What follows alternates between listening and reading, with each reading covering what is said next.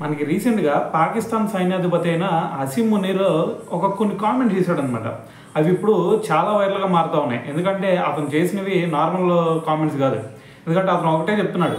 ఇప్పుడు ఇండియా వల్ల పాకిస్తాన్‌కి చాలా నష్టం జరిగింది సింధు జలాలను ఆపడం వల్ల. కానీ మరి ఇప్పుడు వాళ్ళు గనక అక్కడ ఏది సింధు జలాల మీద గనక వాళ్ళు డ్యాములు గనక నిర్మించారు అంటే వెయిట్ చేస్తాం.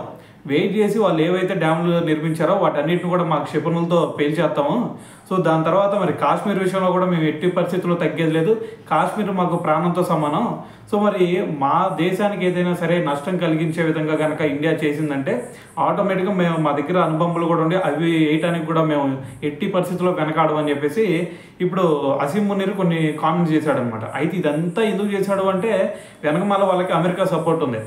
మరి వీళ్ళు ఇటువంటి కామెంట్స్ చేసినా సరే అమెరికా ఇటువంటి సపోర్ట్ చేస్తూ ఉందంటే దానికి అంతకంటే దిక్కుమాలిన ఇన్సిడెంట్ ఇంకోటి ఉండదనే చెప్పాలి. అయితే మరి ఇదంతా పక్కన పెడితే మరి దీనికి ధీటుగా మన విదేశాంగ శాఖ కూడా దీనికి రిప్లై ఇవ్వడం జరిగిందనమాట. మరి ప్రపంచ దేశాలన్నింటిని కూడా అలర్ట్ చేసినాయి. ఎందుకంటే మరి వీళ్ళు కనుక అణుబాంబులు ఇటువంటి కనుక ఎందుకంటే వాళ్ళ దగ్గర ఉగ్రవాదులను పెంచి పోషిస్తారు వాళ్ళు. మరి అదే ఉగ్రవాదులు కనుక వాళ్ళ చేతులకు కనుక ఈ అణుబాంబులు వెళ్ళినాయి అంటే వాళ్ళు రెండో థాట్ ఉండదు వాళ్ళకి.